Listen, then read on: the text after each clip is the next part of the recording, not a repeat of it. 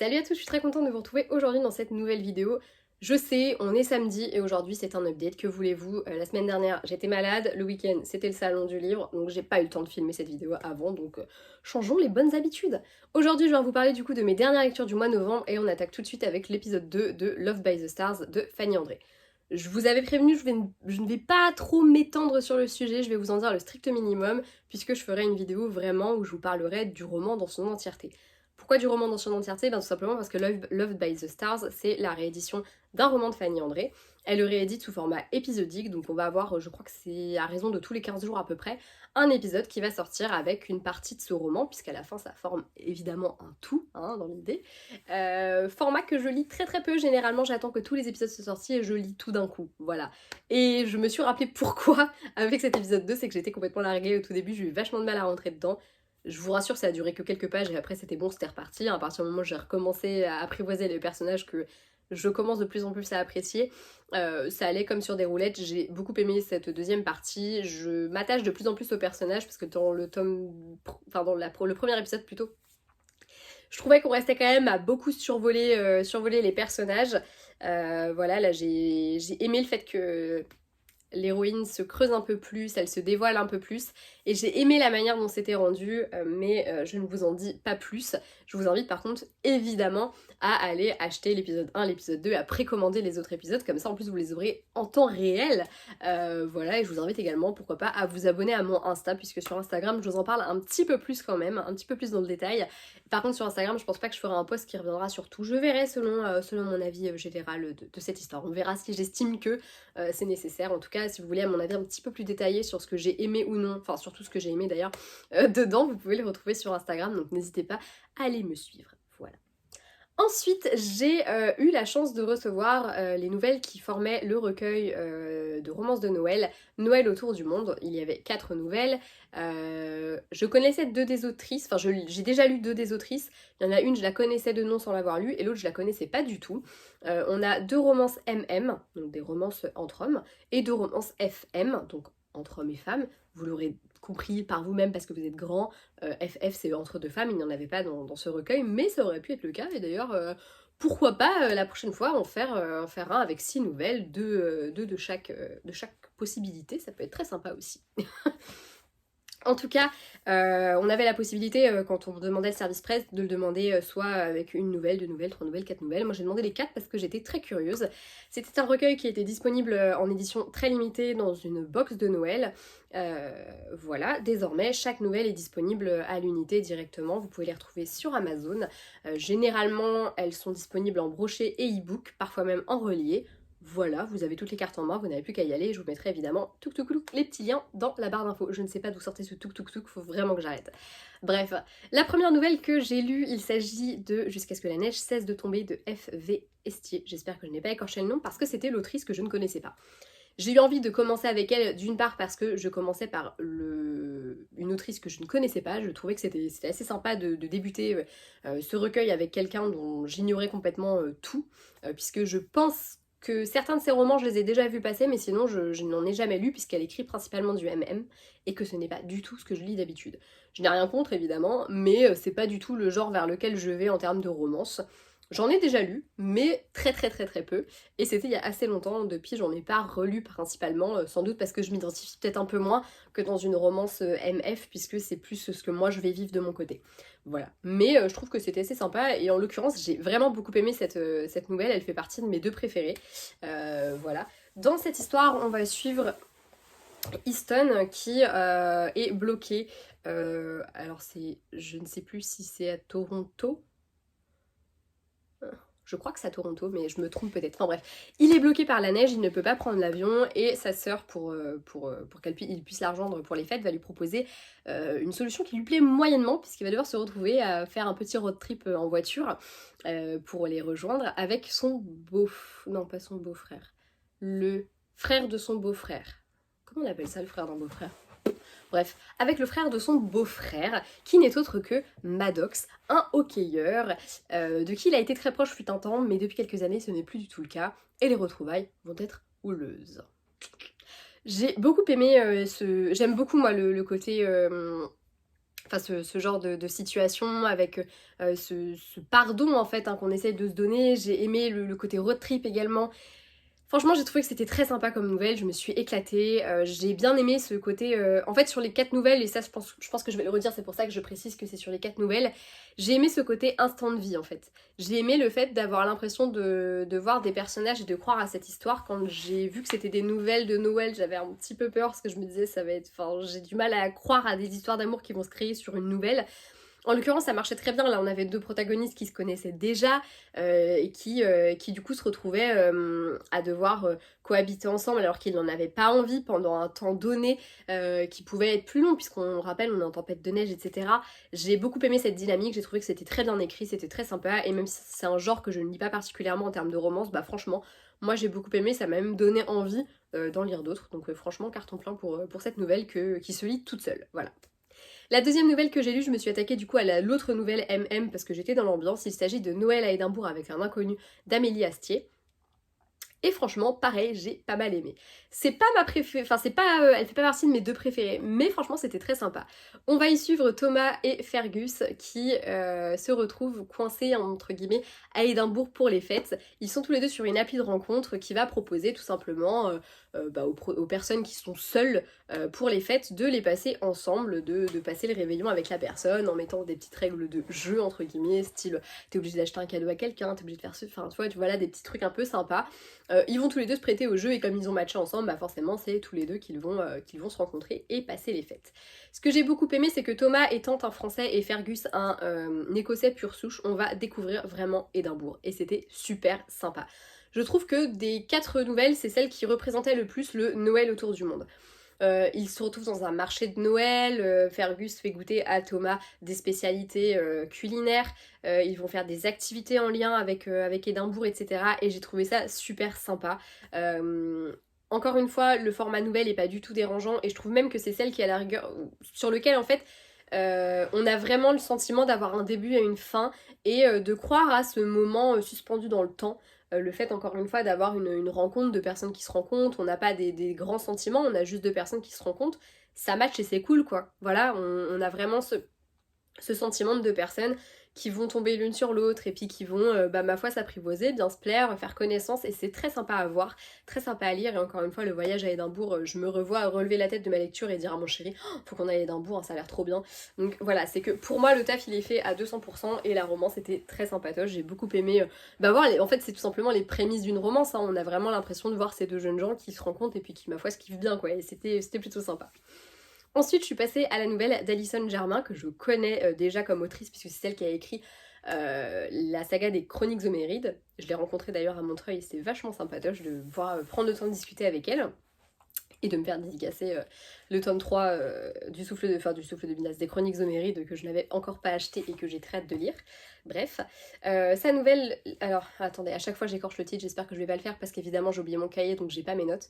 Let Your Heart Be Light, je crois que c'est ça. Sa nouvelle nous plonge dans le Noël de Iris et Achille qui sont amis depuis fort longtemps et qui avec leur petite bande de copains qui compte notamment le jumeau d'Iris, la meilleure amie d'Iris et la compagne du frère d'Iris. Ils vont se retrouver dans la petite maison que louaient les parents de Iris et son jumeau quand ils étaient plus jeunes. Et ils vont fêter Noël ensemble entre amis et voilà, c'est très sympatoche. Sauf qu'entre Iris et Achille, il y a un non-dit puisqu'à un mariage, ils ont dansé un slow à l'aveugle ensemble et que depuis, les choses sont en équilibre un petit peu précaire entre ces amis de toujours. Encore une fois, on est sur une thématique qui me plaît beaucoup, les Friends to Lovers. Je trouve que quand c'est bien écrit, bah ça le fait. J'ai trouvé que c'était vachement sympa le côté instant de vie et c'est d'ailleurs ma deuxième nouvelle préférée. Elle est à égalité avec la première que je vous ai présentée. En fait, je trouve que cette nouvelle, la thématique, de manière générale, le mot qui me vient à l'esprit, c'est le mot douceur. J'ai trouvé que c'était très doux, très tendre, très beau. On n'a aucun mal à croire à cette histoire parce qu'encore une fois, on a des protagonistes qui se connaissent déjà, qui sont déjà très proches et c'était hyper touchant de les voir se rapprocher et de les voir s'avouer des sentiments qui potentiellement étaient là depuis longtemps. Ce que j'ai le plus aimé, je pense, dans cette nouvelle et ce qui fait qu'elle s'est démarquée des autres, c'est aussi ce groupe de potes. C'est un groupe de potes où en fait, même si là, j'ai beaucoup aimé le fait que ce soit vraiment un moment, un instant de vie, je pense aussi que si Alison devait écrire un roman dans cet univers avec les protagonistes qu'on a suivis et ce groupe d'amis, ça fonctionnerait complètement. D'ailleurs, je lui ai dit. Et j'ai vraiment passé un très bon moment avec ce groupe de potes, j'avais envie de passer Noël avec eux, ça m'a rappelé le Noël que j'ai fait avec des amis à un moment donné où on pouvait tous pas aller dans notre famille, et du coup on s'était fait un Noël entre nous et c'était vraiment cool, ça m'a beaucoup fait penser à ça, et j'ai vraiment passé un très bon moment avec eux, et franchement ouais c'est une de mes nouvelles préférées, franchement pour le coup. Ensuite, la quatrième, il s'agit de celle d'Alicia Garnier, qui est donc Moody, enfin qui était Moody sur les réseaux. Bah d'ailleurs, Alison Germain, c'était Lily, enfin c'est toujours Lily Bouquin, elle de son côté, elle n'a pas changé son pseudo. Donc Alicia Garnier, pareil, je la connaissais, j'avais déjà lu deux de ses romans, trois. Bref, voilà, j'avais lu quelques-uns de ses romans et j'avais globalement bien aimé. D'ailleurs, je crois que c'est par son biais à elle que j'ai entendu parler de ce recueil, parce que je la suis sur les réseaux. Elle raconte, elle, l'histoire d'Olly qui n'est pas une fervente admiratrice de Noël. C'est pas trop son truc. Là, en plus de ça, elle est débordée, elle est au boulot, elle sait qu'elle va en avoir pour des heures et des heures. Son seul petit moment super sympa, c'est d'aller faire chier son ennemi de toujours dans l'entreprise. Sauf qu'elle va se retrouver coincée avec lui à son étage, puisqu'il n'y a plus de courant. Donc il fait noir pendant un temps, puis après ils sont bloqués parce que les ascenseurs ne se remettent pas en route et tout le système de sécurité est bloqué. Voilà. Je ne me rappelle plus du nom du mec, vous l'avez peut-être compris hein, quand j'ai décrit le truc. En tout cas, j'ai beaucoup aimé, évidemment, on est sur un enemies to lovers et moi j'aime trop ça. Le fait en plus qu'ils soient coincés ensemble au même endroit et que du coup ça les force un petit peu à se dire les choses pour une fois tout simplement au lieu de se lancer des pics, c'était sympa. Je trouvais ça super drôle les pics aussi qu'ils se lançaient, moi je pense que c'est un des trucs que j'ai le plus retenu, c'était ça, c'était les pics qui se lançaient tout le temps, c'était super drôle, vraiment c'était drôle, c'était la plus drôle des nouvelles. Je trouve qu'elles ont toutes en fait une caractéristique particulière, il y en a une elle est drôle, il y en a une elle nous fait voyager, l'autre le groupe d'amis il est vraiment top, et puis la première, qu'est-ce que je pourrais dire dessus? Ah, la première je pense que c'est la thématique qui me plaît le plus, je pense, quand même. Parce qu'il y a le côté à la fois le coup du pardon, etc. Et le fait d'avoir déjà eu plus ou moins une histoire ensemble. Et aussi le côté un petit peu enemies to lovers, parce que du coup ils sont devenus ennemis, tu vois. Donc bref, je pense que ouais, c'est pour ça que la première, la thématique est celle qui peut-être me plaît le plus. Bref, cette quatrième nouvelle, je l'ai beaucoup aimée, je l'ai trouvée très drôle, très piquante, et en même temps, pareil, c'est un instant de vie volé comme ça entre deux personnes, et on voit les prémices d'une histoire, et moi c'est quelque chose que j'aime beaucoup. Là vraiment en l'occurrence c'était vraiment on passe de... en fait quand on se dit les choses on se rend compte que finalement on se plairait peut-être un petit peu quand même quoi. Et c'était vraiment cool. Et franchement c'est des nouvelles, je vous les conseille toutes. Je pense que vous aurez forcément une qui va vous donner plus envie que les autres parce que c'est des tropes, je crois que c'est comme ça qu'on dit, qui sont toutes hyper variées, hyper sympas. Moi j'ai passé de très bons moments et je trouve que pour les fêtes c'est génial. Le fait d'avoir comme ça des nouvelles en plus de ça, ça se lit quand même assez rapidement si vous n'avez pas trop le temps de lire, si vous voulez juste tout simplement des nouvelles à lire le jour de Noël, enfin un truc à lire le jour de Noël, franchement n'attendez pas, c'est parfait, mais vraiment parfait à lire juste pour les fêtes. Voilà. Ensuite, le dernier dont je vous parle, et pas des moindres, puisqu'il s'agit du seul roman, donc je risque d'en parler un petit peu plus longtemps que les autres. Il s'agit du tome 2 de Dynastie, l'étincelle sous la glace, d'Ilona Andrews. Donc moi j'ai la grosse bricasse, comment on appelle ça, de l'intégrale. Donc voilà, je n'ai pas lu ça en entier, j'ai vraiment lu juste le tome 2. On se retrouve dans un univers dans lequel suite à la commercialisation, entre guillemets, d'un élixir dans les années 1800... j'ai plus en tête, au 19e siècle, des mages ont vu le jour. Si aujourd'hui cet élixir n'est plus produit, c'est resté dans les gènes des gens, et du coup les dynasties ça va être des familles en fait où la magie réside, comment dire, non, des familles puissantes magiquement, voilà, on va dire ça comme ça, puisque c'est la magie qui entre guillemets régit le monde dans lequel va évoluer notamment Nevada. Nevada qui est détective privé et qui a été mêlée de près aux majeurs. Les majeurs ce sont ceux qui ont de très gros pouvoirs magiques entre guillemets. Ouais, je suis très nulle pour décrire les univers, encore plus quand c'est des tomes 2. Donc dans le tome 1 elle s'est frottée de très près aux majeurs et ça l'a un petit peu mise dans la merde, hein, soyons honnêtes. Elle a également rencontré Mad Rogan. Son prénom n'est pas Mad, hein, c'est un surnom parce qu'il était un peu cinglé. Voilà, il a pas énormément de... Enfin, il est un peu particulier comme personnage, mais je l'adore.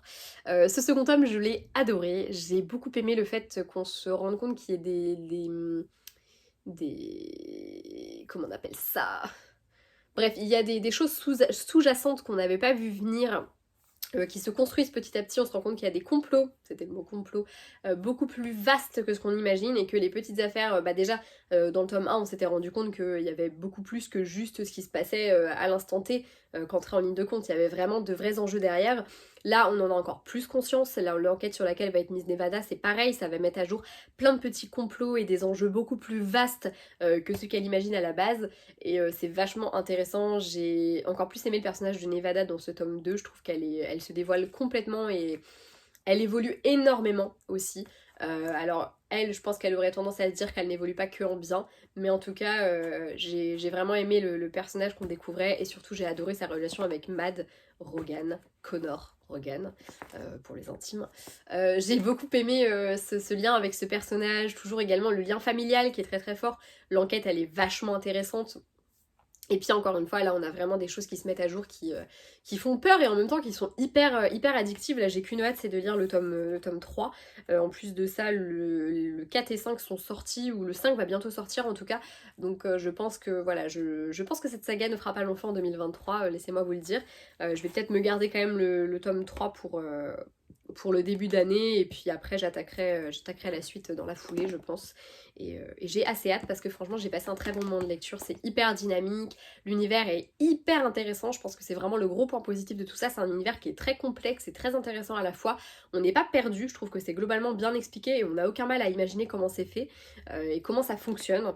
Et franchement c'est super intéressant et très très très très bien amené je trouve, et j'ai très hâte de lire De Feu et de Braise le tome 3. Je viens de tomber dessus sur la page en le feuilletant, donc écoutez, très hâte. Je pense que c'est un signe qu'il faut que je lise bientôt.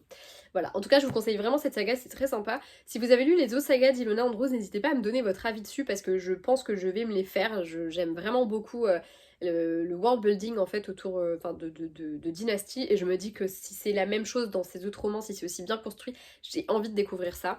Je dois avoir d'ailleurs quelque part là-dedans un de leurs, puisque c'est en couple, hein, Ilona Andrews, c'est un pseudo, mais je dois avoir quelque part là-dedans le tome 1 d'une autre de leur saga que je n'ai jamais lu, et la couverture est très moche d'ailleurs, donc je me tâte à revendre cette édition-là et à racheter les nouvelles éditions qui sont beaucoup plus jolies. Mais bon, on verra plus tard, pour l'instant c'est pas à l'ordre du jour, mais en tout cas n'hésitez pas à me donner vos avis sur les autres romans d'Ilona Andrews si vous les avez lus. Voilà. Je vais m'arrêter là pour cette update, j'espère que cette vidéo vous aura plu. Moi c'est toujours un plaisir de vous parler des lectures que j'ai pu faire, voilà. N'hésitez pas à me partager vos avis sur ces romans si vous les avez lus, et je vous mets dans la description les liens pour aller télécharger Love by the Stars et également les différentes nouvelles dont je vous ai parlé précédemment. Voilà, à bientôt, salut!